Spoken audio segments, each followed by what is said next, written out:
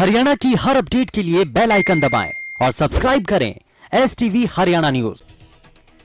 प्रदेश BJP कार्यालय में BJP जिलाध्यक्षों की बैठक खत्म हुई। प्रदेश अध्यक्ष ओपी धनखड़ की अध्यक्षता में बैठक संपन्न हुई। बैठक में संगठन की गतिविधियों पर चर्चा हुई। जेजेपी ने संगठन के पुनर्गठन की प्रक्रिया शुरू कर दी है। इसी क्रम में जेजेपी ने अपनी पहली सूची में पार्टी के राष्ट्रीय कार्यकारिणी के 12 पदाधिकारियों और 3 प्रदेश अध्यक्षों के नामों का ऐलान किया।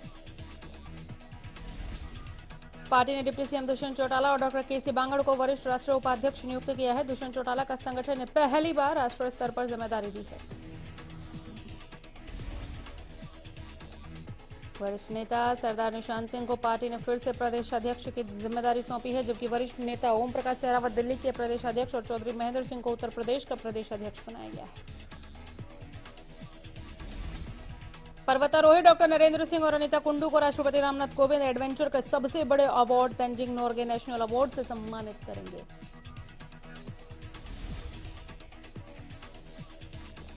पर्वतारोहण में नरेंद्र सिंह और अनीता कुंडू की उपलब्धियों को देखते हुए चयन समिति ने इन दोनों के नामों का चयन किया।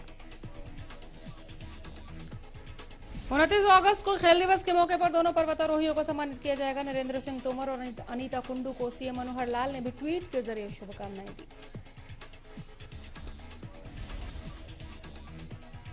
साइबर सिटी के सोहना रोड पर शनिवार देर रात 6 किलोमीटर लंबे निर्माणाधीन फ्लाईओवर का हिस्सा अचानक भरभरा कर नीचे गिर गया। फ्लाईओवर के नीचे गिरने से आसपास के इलाकों में अफरा तफरी फैल गई। हादसे में निर्माण में जुटे 2 कर्मचारी घायल हुए, जिन्हें अस्पताल में भर्ती करवाया गया। हालांकि राहत की बात यह है कि हादसे में किसी के जान को कोई नुकसान नहीं हुआ। इस मामले में डीसीपी हेडक्वार्टर की माने तो जैसे ही कंट्रोल रूम को इसकी सूचना मिली, वैसे ही पूरे इलाके को कार्डन ऑफ किया गया। मामले में कार्रवाई जारी है।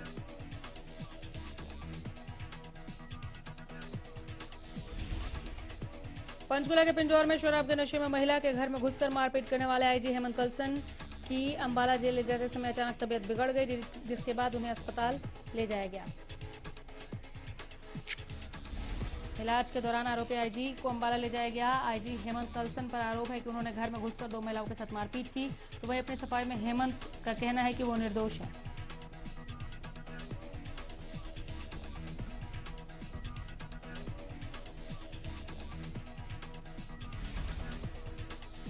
हरियाणा में एक दिन में कोरोना का रिकॉर्ड 1161 नए मामले सामने आए, जिसके बाद प्रदेश में अब कुल मरीजों का आंकड़ा 53,000 के पार पहुंच चुका है। हालांकि पिछले 24 घंटे में कोरोना के 600 मरीज ठीक भी हुए हैं।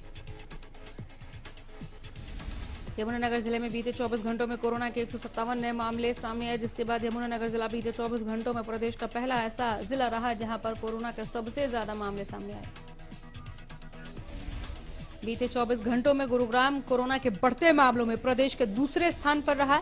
गुरुग्राम में 102 नए मामले सामने आए, जिसके बाद यहां कोरोना केसों की कुल संख्या 10,872 हो गई। तो वहीं फरीदाबाद बीते 24 घंटों में 97 नए मामलों के साथ तीसरे नंबर पर रहा। फरीदाबाद में कुल केसों की संख्या 11,627 पर पहुंच चुकी है।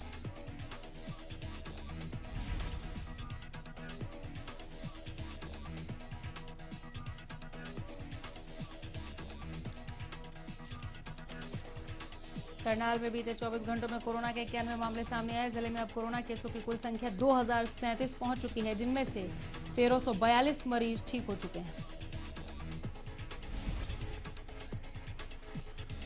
अंबाला 90 नए मामलों के साथ 5वें नंबर पर रहा। अंबाला में कोरोना केसों की कुल संख्या 3,051 पहुंच चुकी है। इनमें 2600 मरीज रिकवर हो चुके हैं। घोलाचीका में भी कोरोना का कहर लगातार जारी है। घोलाचीका में तहसीलदार समेत 12 लोग कोरोना संक्रमित पाए गए। पुलिस द्वारा गिरफ्तार आरोपी भी कोरोना संक्रमित मिले। कोरोना के बढ़ते प्रकोप को देखते हुए हरियाणा सरकार ने प्रदेश में वीकेंड लॉकडाउन लगाने का फैसला किया है। वीकेंड लॉकडाउन के दूसरे दिन हमारे संवाददाता ने नारनौल में इसका रियलिटी चेक किया, तो यहां पर आदेशों की धज्जियां उड़ रही थी।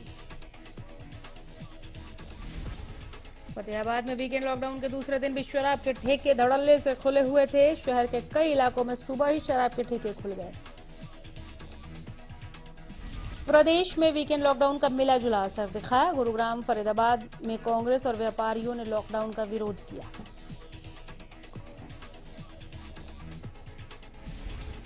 आज वीकेंड लॉकडाउन का दूसरा दिन है। वीकेंड लॉकडाउन के पहले दिन प्रदेश में मिला जुला असर दिखा। कांग्रेस और व्यापारियों ने लॉकडाउन का विरोध किया। नैनौद अनाज मंडी में व्यापारियों की अहम बैठक हुई। बैठक में प्रदेश व्यापार मंडल के प्रांतीय अध्यक्ष एवं हरियाणा कॉनफेड के पूर्व चेयरमैन बजरंग दास गर्ग ने व्यापारियों के साथ कई मुद्दों पर चर्चा की। इस दौरान बजरंग दास गर्ग ने कहा कि सरकार की गलत नीतियों की वजह से देश और प्रदेश में व्यापार ठप हो गए हैं, जिसकी वजह से लाखों लोग बेरोजगार हो गए हैं। इसके साथ ही उन्होंने कहा कि सरकार लोगों को रोजगार देने की बजाय मंडियों को बंद करने पर तुली हुई है। उन्होंने कहा कि कपास, सरसों, सूरजमुखी, मूंग, चना आदि की खरीद मंडी के आड़तियों की बजाय सीधे सरकारी एजेंसी कर रही है। यहां तक कि 20 अप्रैल 2020 से जो गेहूं की सरकारी खरीद हुई, 4 महीने बीतने के बाद भी अभी तक आड़तियों को गेहूं का करोड़ों रुपए कमीशन नहीं। केंद्र सरकार के अध्यादेशों के खिलाफ भारतीय किसान यूनियन अब 10 सितंबर के लिए लामबंद हो गई है। किसान यूनियन 10 सितंबर को पीपली की अनाज मंडी में किसान बचाओ मंडी बचाओ महारैली का आयोजन करने जा रही है। कुरुक्षेत्र में भारतीय किसान यूनियन की महापंचायत में 10 सितंबर को होने वाली किसान बचाओ मंडी बचाओ महारैली की रूपरेखा तैयार की गई। इस मौके पर प्रदेश अध्यक्ष गुरनाम सिंह ने बताया कि इस रैली में हरियाणा प्रदेश के सभी किसान यूनियन एक झंडे तले सरकार द्वारा जारी किए गए अध्यादेशों के खिलाफ लामबंद होंगे। सोनीपत में बुजुर्ग महिला से मारपीट करना बहू को भारी पड़ गया। पुलिस ने आरोपी बहू के साथ उसकी मां को भी अरेस्ट किया। बुजुर्ग महिला से मारपीट का वीडियो सोशल मीडिया पर वायरल हुआ था। शाहबाद पुलिस ने बुजुर्ग महिला के सोने की बाली छीनकर फरार हुए स्नैचर को काबू कर लिया है। अब शाहबाद पुलिस अपराधी से पूछताछ कर रही है। पीड़िता ने थाना शाहबाद पुलिस को अपनी शिकायत में बताया था कि कैसे उसके साथ ये घटना हुई। पीड़िता ने बताया कि हादसे में उसका कान भी जख्मी हो गया। सूचना पाकर पुलिस ने तुरंत कार्रवाई की और मुखबिरी के आधार पर आरोपी को अरेस्ट किया। पंचकुला के पिंजौर में शराब के नशे में महिला के घर में घुसकर मारपीट करने वाले आईजी हेमंत की अंबाला जेल ले जाते समय तबीयत अचानक बिगड़ गई, जिसके बाद अस्पताल ले जाया गया। अंबाला में देर रात बस ड्राइवर से लूटपाट का मामला सामने आया। बस ड्राइवर ने बताया कि वो रोजाना की तरह ही सवारियां लेकर दिल्ली से लुधियाना की तरफ जा रहा था, तभी जीटी रोड पर अंबाला के पास बस की टायर पंचर हो गई। ड्राइवर टायर बदल रहा था, उसी समय 2 लोग बुलेट पर आए। उनकी परेशानी के बारे में पूछने लगा, तभी 3 और लोग वहां पहुंचे। पहले तो उन्होंने बस ड्राइवर के साथ मारपीट की, उसके बाद 80,000 रुपए लेकर फरार हो गए। जाते हुए उन लुटेरों ने बस के एक शीशे भी तोड़ दिए। वारदात की सूचना पुलिस को दी गई। सूचना पाकर पुलिस ने मौके पर पहुंचकर मामला दर्ज किया। बदमाशों के तलाश में जुट गई। ऑनलाइन ट्रांसफर प्रणाली के विरोध में गोहाना में आंगनबाड़ी सुपरवाइजर ने इकट्ठा होकर प्रदर्शन किया। कर्मचारियों ने कांग्रेस विधायक जगबीर मलिक के निवास पर पहुंचकर विधायक को ज्ञापन सौंपा। पंचकुला के गांव बुढ़नपुर में देर रात हुई भारी बारिश के बाद गंदे नाले का पानी लोगों के घरों में घुस गया। लोगों के घरों और दुकानों में 3 से 4 फीट तक पानी जमा हो गया, जिसके बाद लोगों को काफी नुकसान झेलना पड़ा। लोगों के घरों में रखा सामान पूरी तरह से खराब हो गया। वहीं राजीव कॉलोनी और इंदिरा कॉलोनी में भी गंदे नाले के पानी लोगों के घरों में घुस गया।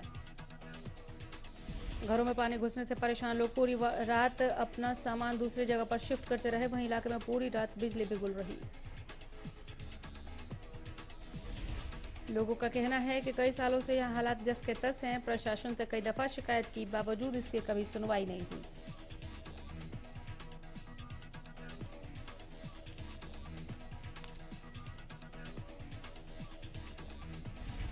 सोनीपत के इंडियन कॉलोनी में एक विवाहिता के संदिग्ध परिस्थितियों में मौत का मामला सामने आया है। महिला का शव कमरे में फांसी पर झूलता मिला। घटना की सूचना मिलने के बाद कोर्ट कॉम्प्लेक्स चौकी पुलिस मौके पर पहुंची और शव को कब्जे में लेकर मामले की छानबीन शुरू की। मृतका के परिजनों ने उसके पति और ससुराल पक्ष पर प्रताड़ना का आरोप लगाया। परिवार के लोगों का कहना है कि उन्होंने अपने दोनों बेटियों की शादी एक ही परिवार में रहने वाले 2 सगे भाइयों से करवाई थी। शादी के बाद से ही दोनों को प्रताड़ित किया जाने लगा था, जिससे परेशान होकर उसने खुदकुशी की। परिजनों की शिकायत पर पुलिस ने मामला दर्ज कर आगे की जांच शुरू कर दी है। बताया जा रहा है कि मृतका का पति दिल्ली पुलिस में कांस्टेबल के पद पर तैनात है।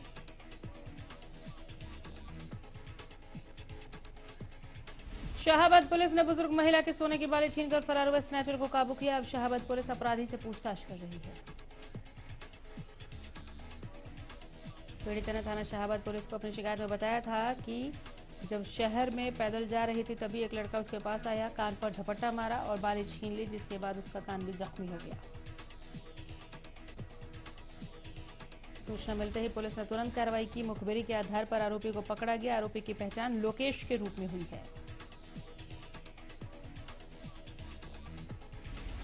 फतेहाबाद की रतिया बाईपास के पास दो कारों के बीच हुई जबरदस्त टक्कर में 10 लोग बुरी तरह से घायल हो गए। दोनों कारों के बीच में आमने सामने की टक्कर हुई।